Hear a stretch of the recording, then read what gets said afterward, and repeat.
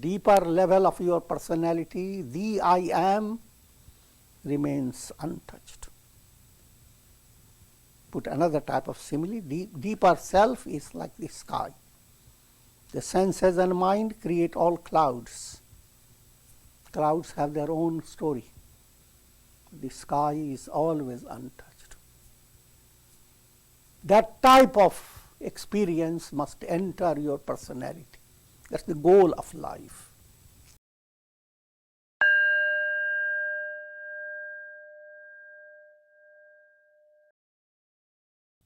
Om Vasudeva Sutam Devam Kansa Chanuramardanam Devaki Paramanandam Krishnam Bande Jagadgurum.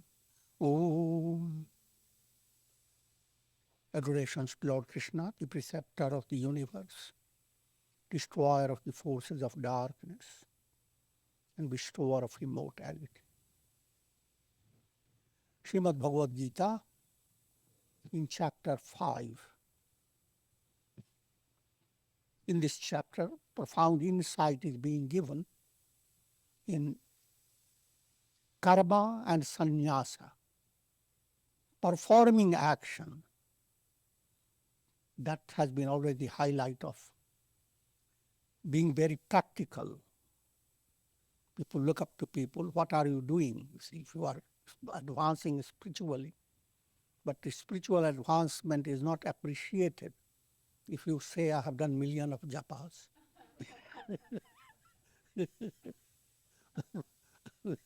But what have you done in your practice, in the practical world?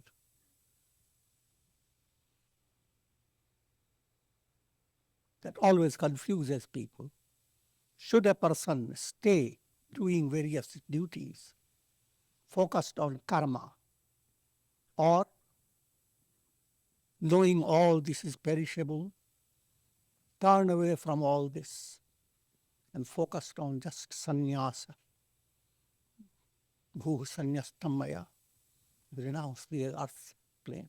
Bhuva sanyastamaya, renounce the subtler plane. Swa sanyastamaya, renounce the causal. Step beyond physical, astral, causal, renounce all. Which sounds better?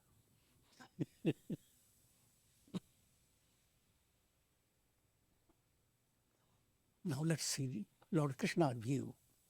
That's what Arjuna presented the question. Yat sankhya prapyate sthanam tat yogairapi gamyate ekam sankhyam cha yogam cha yah pashyati sa pashyati. The goal that is acquired by renunciates is the same that is attained by karma yogis. Whoever sees Sankhya and Yoga as one, indeed sees rightly.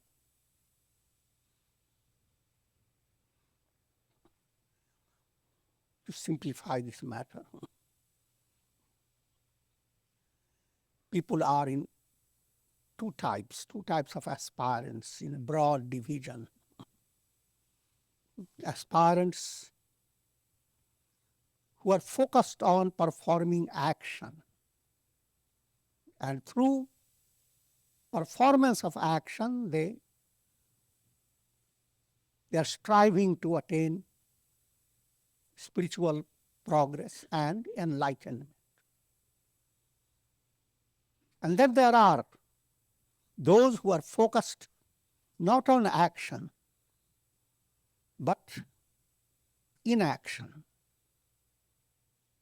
focused on how to allow the intellect to become intuitional. Because the goal of life is attained only when your intellect becomes enlightened. So why to go after hands and feet? Go after your intellect. Lord Krishna says that whoever sees Sankhya and Yoga as different, such a person is childish. But if he sees Sankhya and Yoga as one, He is wise, he sees rightly.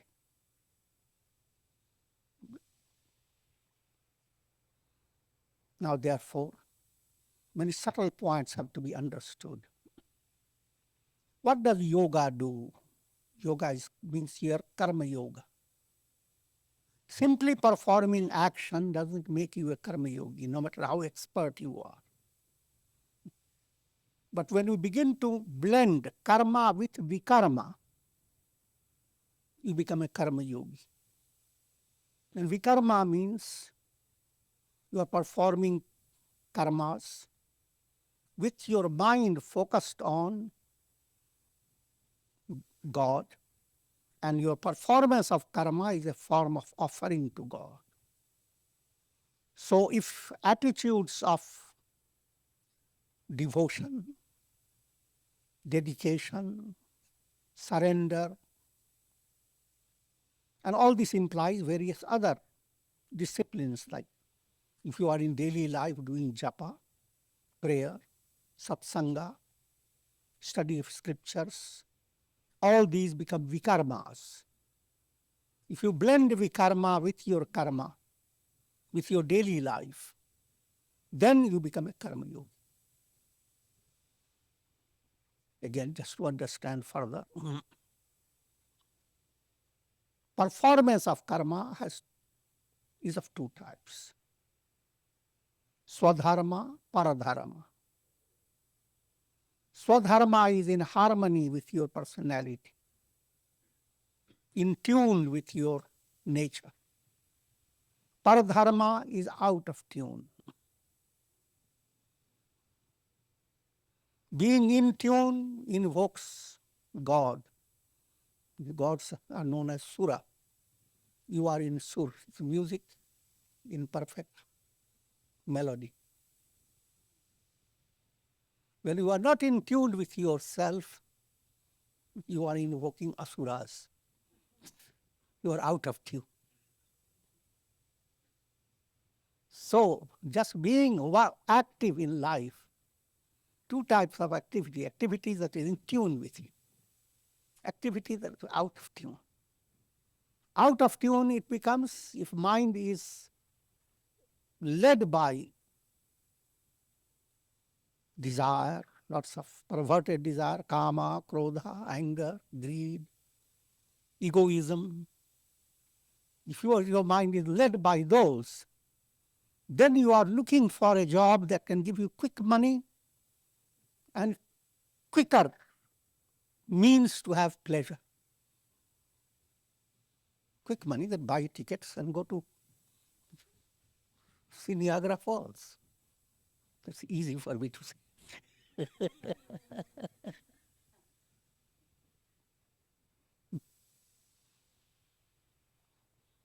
But until you see Niagara Falls, you are just in a stress. When will I get the money? When will I get the money?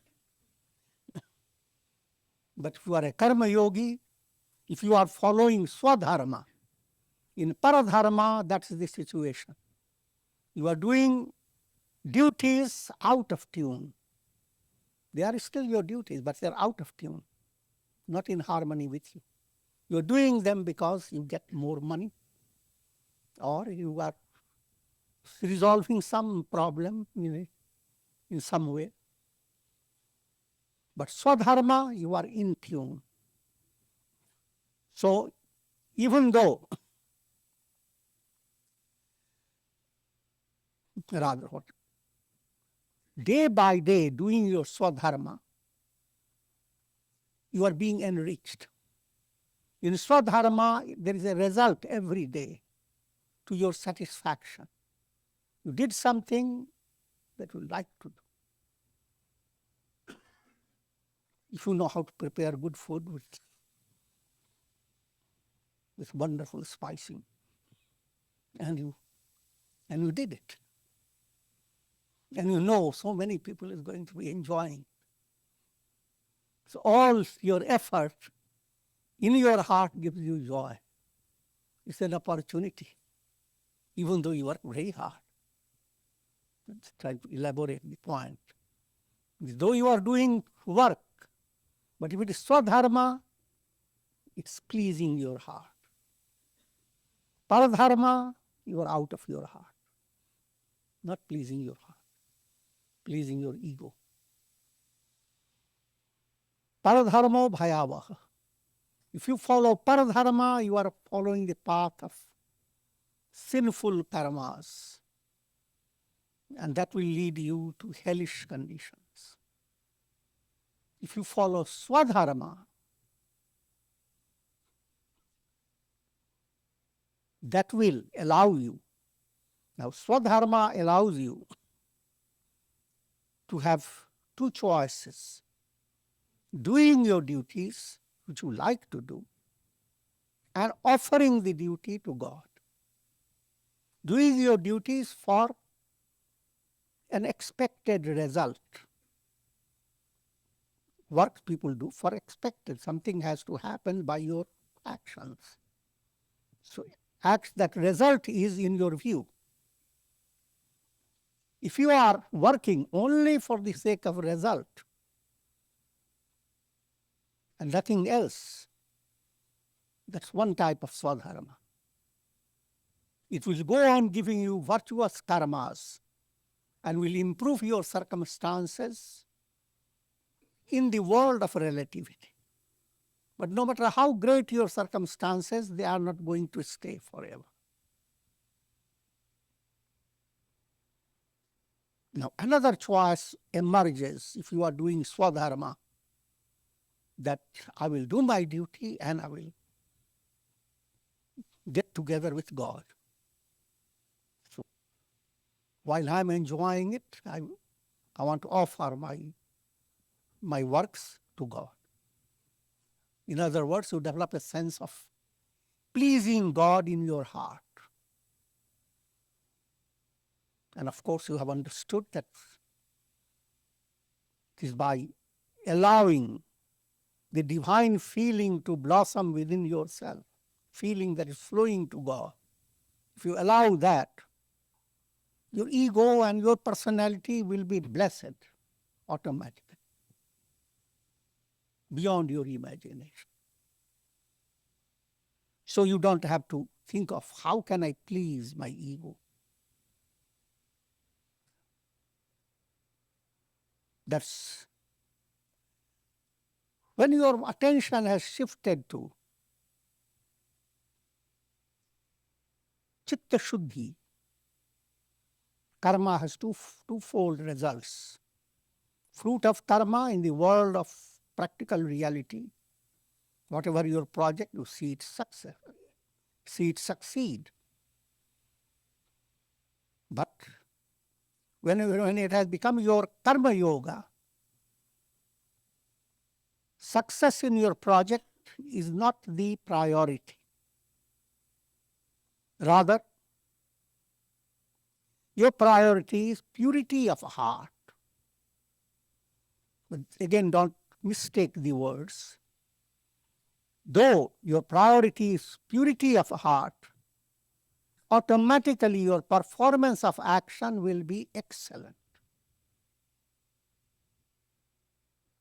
And it will bring you results beyond your imagination. But you are not tense about it. You are not working just to get the result. And again, to another point to understand, if the results don't come the way you expect them to come, if you are a karma yogi, the very fact that you did everything possible from your side and the spirit of surrender, you have surrendered all to God. Karmanye vadhikaraste. In your power, in your capacity, only thing possible is what you can do. So whatever you can do, you do the best way you can.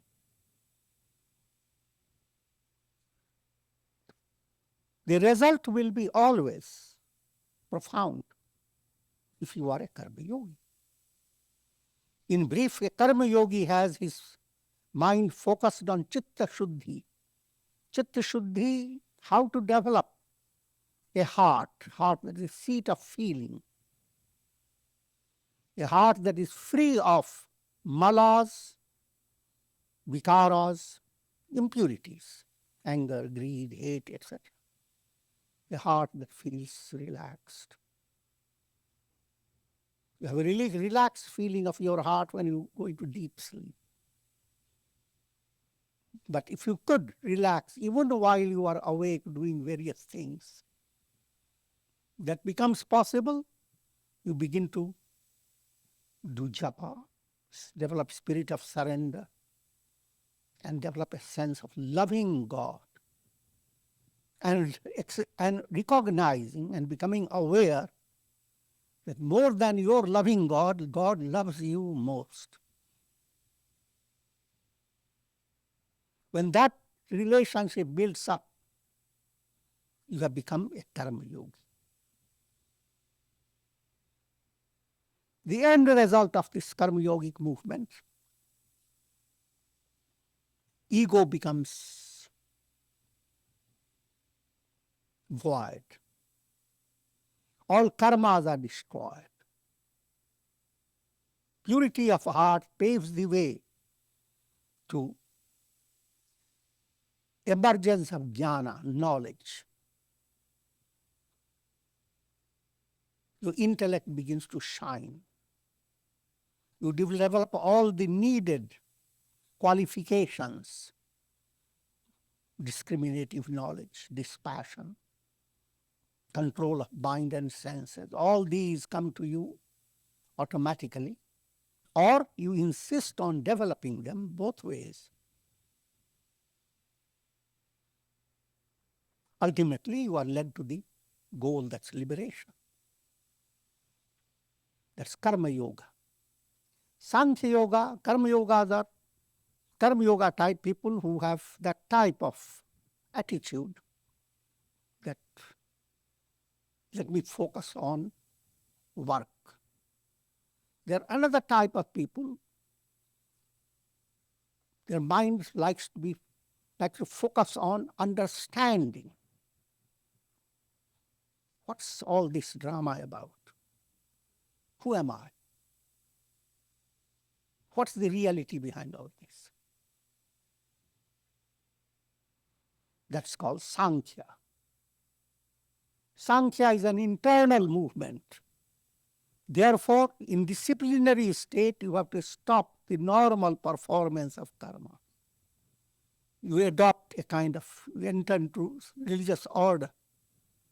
Or with or without entering into religious order, your focus is how can I spend more time, all my time, in listening, reflection, meditation. And what Krishna says, that these two are not different. Let me give you a simple illustration. Suppose there is a whole party waiting in your house for a wonderful feast.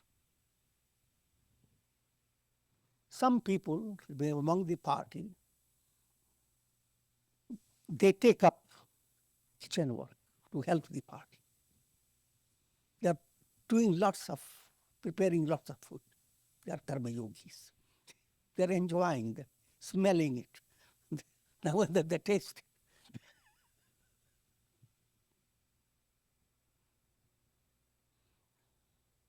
And another set of people, they are seated on the table, they are waiting for the food to come.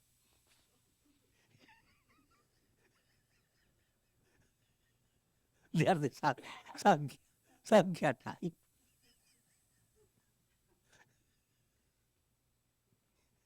When the food is ready, food comes. Then even those people who have been cooking and those who have been waiting for the food, we join all together on the same table. So the cooks are those who join the feast. They are one and the same. Enjoying the sadhana process that leads to purity of heart, that's karma yoga. Enjoying what happens after purity of heart, allowing the soul to become merged in Brahman. That's Sankhya Yoga. Those who are already advanced, because people are not born with the same level of spiritual attainment. There are people who are like Shankaracharya and Nachiketa and many others. They're born with jnana. Their whole mind is on Sankhya. So they are not interested in cooking the food. But they're expert in that. But they're interested in enjoying it all together. So when you begin to enjoy a spiritual movement, that's Sankhya aspect. Therefore, an aspirant should not hold any sense of contradiction in the mind. That let me become a quick sannyasi and start practicing just meditation, nothing to do with the world. Rather to understand in a more simple way, if you are not doing karma yoga, then your mind is burdened with so many malas, gross impurities. Because you don't even recognize the errors that or the defects that you hold within yourself. Because you are not encountering any, not handling any responsibility. You are not confronting problems. You are not facing challenges. That again, you have to understand in proper perspective. Your life should not be to go after problems and facing challenges. But no matter where you are, these things come to you. And when you start facing them, you become aware of your internal imperfections. And thereby you go on removing them. So a person who is simply meditating without any work doesn't know how to purify the heart. He knows that you start with your nose, focus your mind between the eyebrows, stay in one seat for 3 hours. I'm just trying to dramatize. He knows all this. He knows all the formulas. There are 4 Mahavakyas. And the Atma is beyond the body, mind, intellect, and senses. He knows all that. But he harbors within his mind all the seeds of anger, hate, egoism, pride, and all the materials that make the mind enter into big worry and anxiety. So this point has to be well understood. Those who are like children, people have to grow up to understand if you really want to be spiritual. Your personality should become involved in action. Actions that purify the heart. And through purity of a heart, inwardly, you scale heights of wisdom. The end result, when you become enlightened, you experience 2 aspects of attainment. One, absolute silence. Nothing exists, nothing belongs to me. There's nothing but absolute self. The other side, all these names and forms, they are nothing but me, the divine aspect, the I am. Therefore, in practical life, your heart will melt at the sufferings of others without asking whether those others belong to you as a close relative or not. Humanity, sense of humanity will blossom. Vishwabandhutva.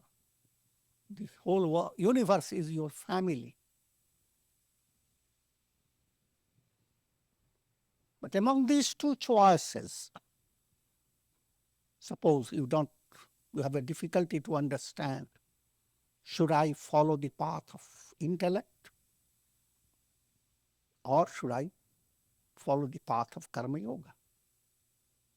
Krishna says, if you are in this doubt, follow the karma yoga. Otherwise, you're going to be taking a risky step. Because karma yoga goes on bringing out your impurity, goes on showing you where you are at fault, and goes on opening the window for your embellishment, for your perfection.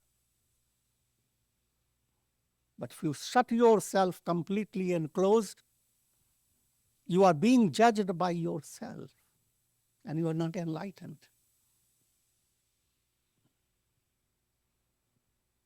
You may develop a tremendous view of yourself that I have attained. Yesterday I was in a Samprajnat Samadhi, today I'm in a Samprajnat Samadhi.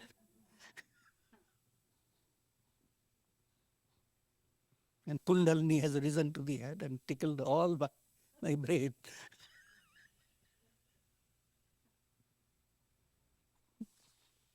Mithyachara uchyate. That becomes mithyachar. If your view, I am so high, then practically you are not nowhere. So you are just becoming a hypocritical personality.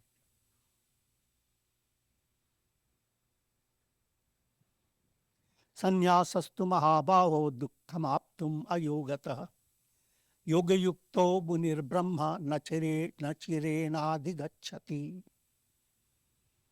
But, O mighty armed Arjuna, without karma yoga, the path of sannyasa is beset with troubles. Path of sannyasa focused on listening, reflection, profound meditation. That will not be possible if you have not adopted the path of karma yoga, because all the impurities of your heart will not allow you. So you may get to certain experience and may become very proud of it. Those experiences, this type of thing has been illustrated in the scriptures by different stories. For example, Narada practiced a lot of austerity.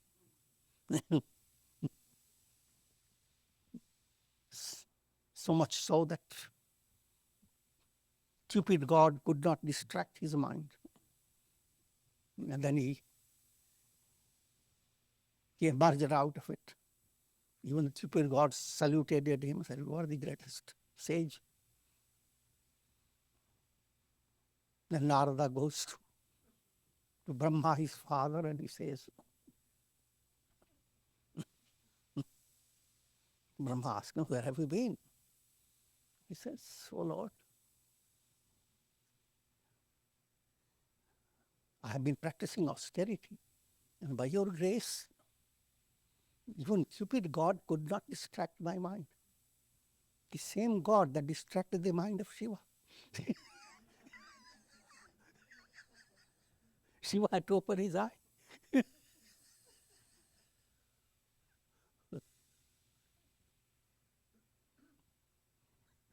But realized,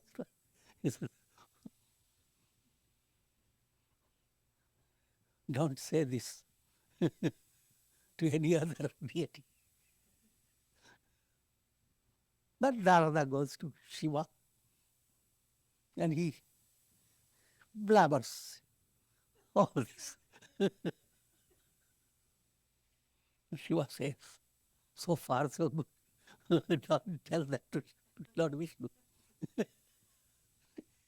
Goes to Lord Vishnu.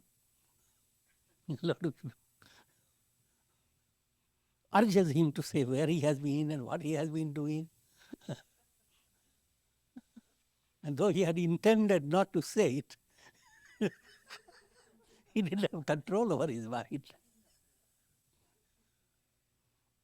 So he starts saying that I conquered Kama. Then there is a whole story. See, Lord Vishnu immediately realized he has developed an ego tumor. And it has to be removed. And then the Maya illusion is created. As Narada moves on, he finds a wonderful city that he had not seen before. And there, the king of that city is a daughter to be married. And when Narada sees her, he falls in love with her.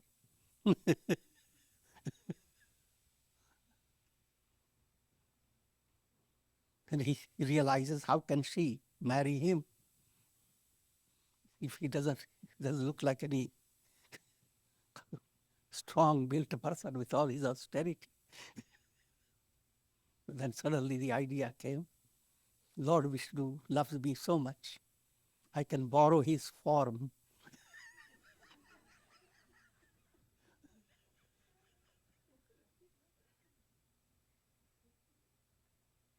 And so he invoked Lord Vishnu. Oh Lord Vishnu, I want to marry this, and give me your form. Lord Vishnu said, just like a doctor deals with a patient and makes the patient healthy and happy. So I will do that. Narada didn't understand what Lord Vishnu was intending to tell him, implying that Vishnu was not giving him as he wanted. When Narada looked at his hands and his feet, they were all Lord Vishnu's. But how could he look at his own face, his teeth, his ears? All that became monkeys. Monkey face. So he goes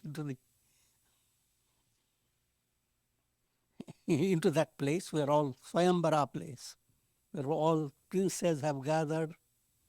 In brief, the princess comes and Lord Vishnu himself appears and princess marries him. It's all Maya and illusion. And Narada, who was so eager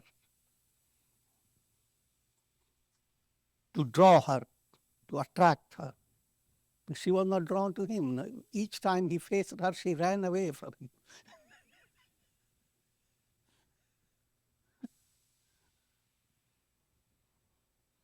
Then Shivaganas ridiculed him and asked him to see his face reflected in water. To see reflection. When he saw his face, tremendous anger developed towards Lord Vishnu. So the story goes, he curses Vishnu, etc., etc. But all the details, the main purpose of mine was what happened to Narada with all his austerity. So if your austerity is the focus without practical reality for purifying your heart, then you are not moving towards enlightenment. But when yoga and Sankhya are both viewed as part of the same movement, yoga is giving you chitta shuddhi, preparing you for Sankhya, and you attain the goal. Having attained, you may say, it is Sankhya that has given me all this. Or you may say, it is yoga that has given me. I'm dramatizing it, which means both are correct. Therefore, these two, doing your duties with the spirit of karma yoga and allowing your intellect to delve deep into spiritual teachings, listening, reflection, meditation, both must complement and supplement each other. If your internalized movement makes you deficient in performing your work, your duties, that means you are not successful, you are not doing your real internal progress. Likewise, if your activities, day-to-day activities, are not promoting purity of heart, You are being misled by your ego. The goal of Sankhya and Yoga is now being presented before you.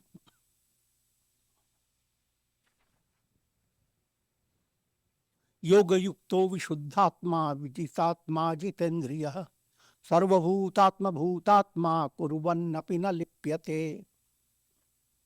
This verse is to show the climax of karma yoga. If you are doing karma as karma yoga, perfected in yoga of action, with a pure heart, having control over the body and mastery over the senses, he beholds the self in all beings. Such a yogi is untouched by karmas, even though he continues to perform them. The Sanskrit words are yoga yukto. If you are devoted to, if you are involved in doing karma yoga, as I have explained, karma with vikarma process, always understand you never do it perfectly, but to whatever extent you are doing it, yoga yukto, vishuddhatma, that type of performance is promoting purity of heart. Become increasingly free of anger, greed, pride, conceit, and unnecessary distractions of the mind. Increasingly become free of. That means you are developing vishuddhatma. Next point, vijitatma. You discover that you are the master of your mind and body. In other words, your focus is in controlling the mind and body. Doing your karmas, but day by day be focused on some time given to your meditation, japa, some time given to your asanas, pranayams. So your focus is on controlling the body and mind and being a little above them. Vijitatma, chitendriya. Your senses should not make you senseless.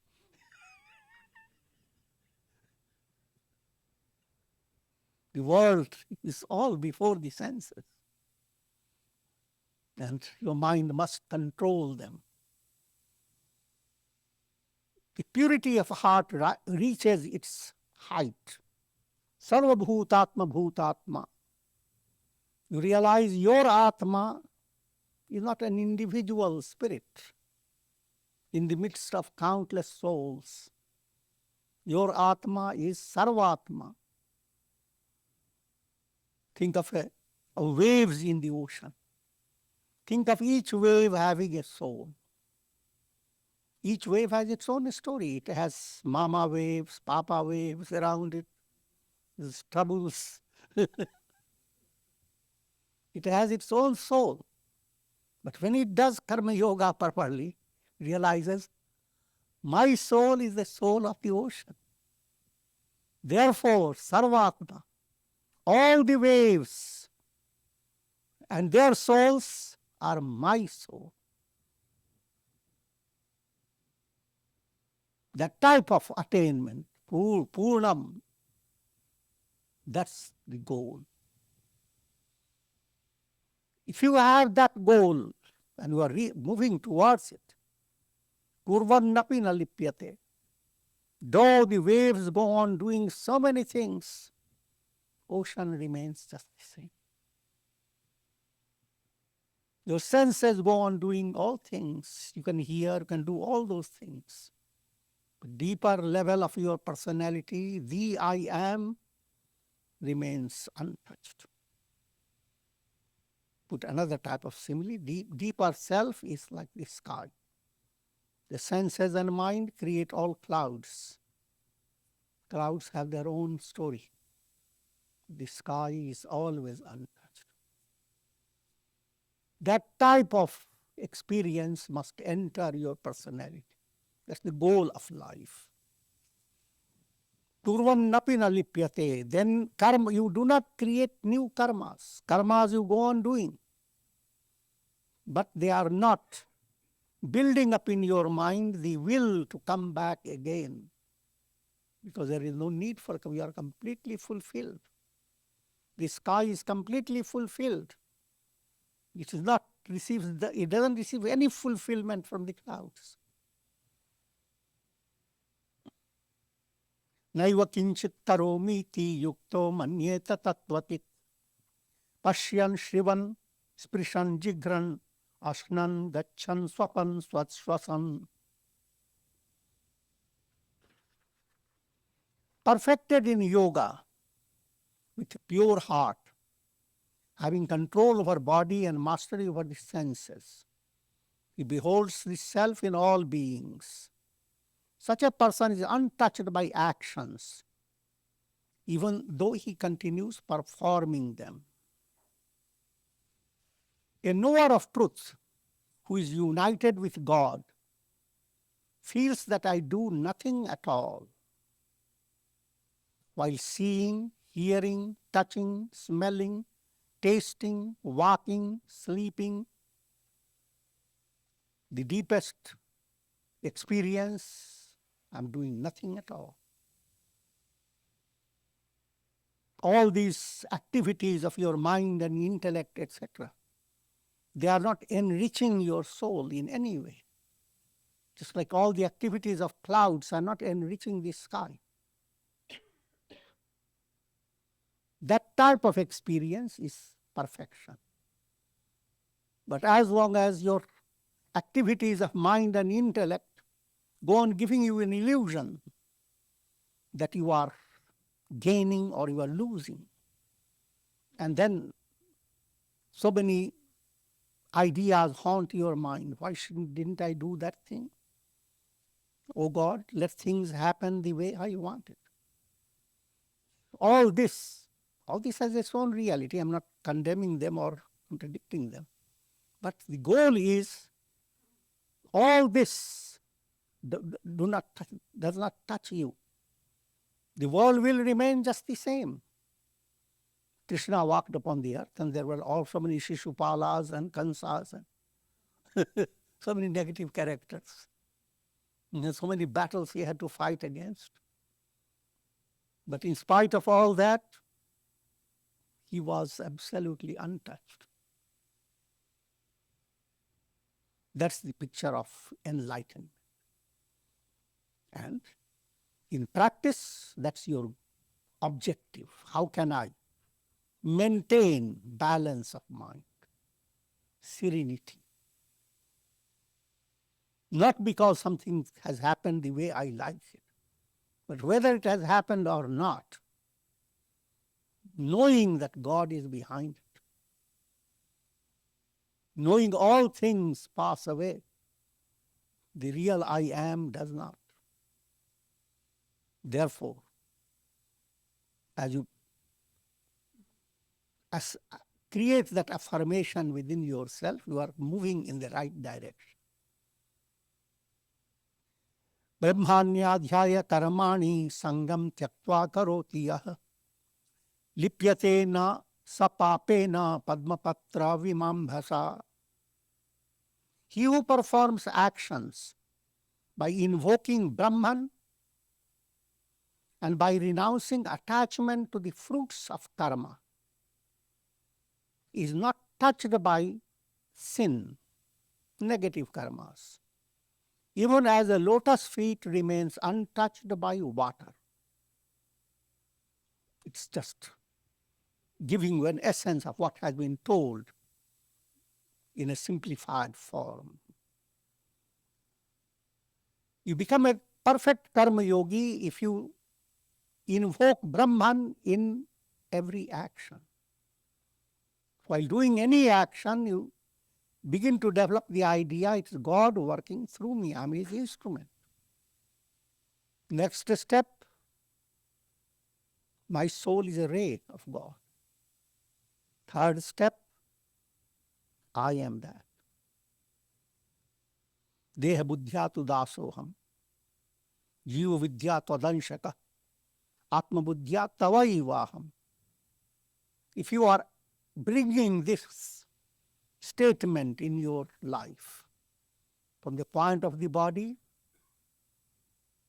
the instrument, you are just a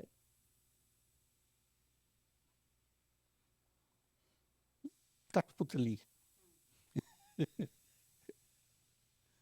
God is playing, you are just like a little toy, and God is handling it. From the soul point of view, you are a ray. The ray has immense power. Therefore, though it looks like a ray, you have the potentiality to connect yourself to the sun. And in that movement, there is no limitation. So, how good can you be? There is no limitation to it. How kind can you be? Compassionate can you be? Forgiving? Peaceful? Joyous? Humble? There is no limit to these because God is your ideal now. You are emulating God's attributes. Final, the sense of individuality dissolves. The ray is no longer separated from the sun. It was never separated. The ray has reached its source, sun. Sun alone is, all the rays are just the splendor. So therefore, in this world you become like a lotus. Lotus leaf in a lake. Water passes through it, but doesn't remain sticking to it, slips out. Similarly, you slip out of the world process, the world that's so gluey and creates muddled situation. You slip out of it and you shine as the lotus. The world is punk. You become pankaj.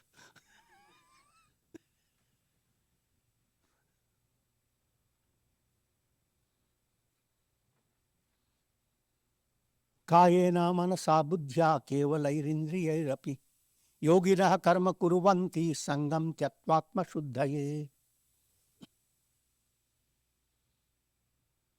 One who is devoted to yoga, that's karma yoga, attains peace by renouncing the fruits of action.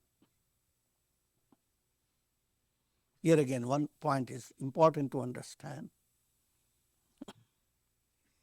You should have agraha or fruits of action, not asakti. Agraha means you insist on succeeding. No, whatever job has come to you, insist, I'm going to succeed. But no attachment. If you succeeded, just nothing new. Didn't succeed, nothing new. Because when there is attachment, then there is problem. Succeed, you become unnecessarily elated, abnormally elated. Do not succeed, abnormally depressed and distressed.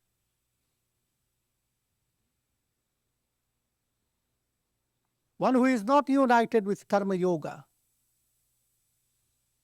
is impelled by desires, attached to the fruits of karma, and therefore goes to bondage. So, if you have asakti, attachment, that means you are impelled by desire. You have not brought in the spirit of surrender to God, or spirit of offering your fruit of karma to God.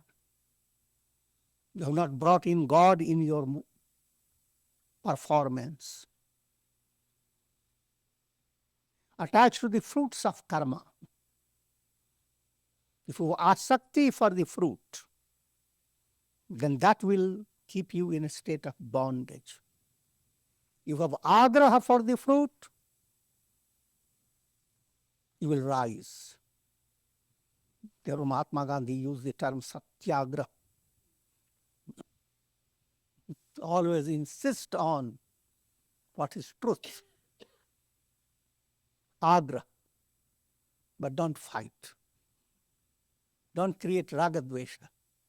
Insist on having the good to succeed, the virtue to triumph, but without ego being involved. Even towards your enemy, you don't let your ego blaze. Because only you are doing is agra. Insisting from God, do this for me. But no asakti. Asakti means if you don't do it, then I'm not going to practice anymore.